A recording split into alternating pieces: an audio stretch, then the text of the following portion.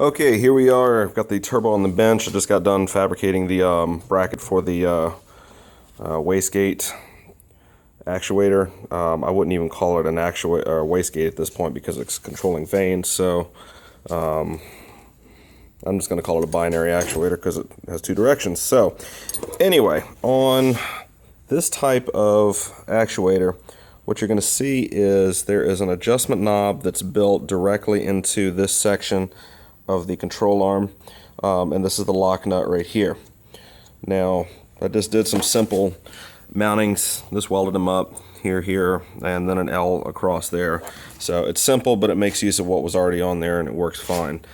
Now, right now the actuator is not preloaded, so there are two ways that you can adjust the vane closure.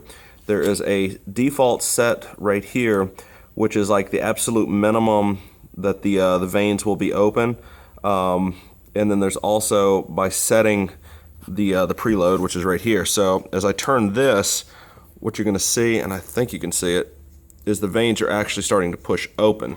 So I can basically set like theoretically, like if I wanted to open this up some more, I didn't want the turbo to spool down so low, I could open this up, it would act like a bigger AR turbine.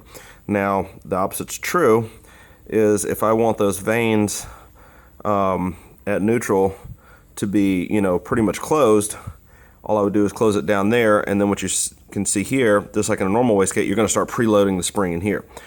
I don't think that's going to be too much of a problem because this is like about a 5-pound spring, and the gate there's not a lot. So I'm going to use a manual boost control to control the top side of this, but then the vacuum, of course, will control the bottom. So there she is. Zero shaft play at all. So get this thing on here, put some oil through it, and see what's going on.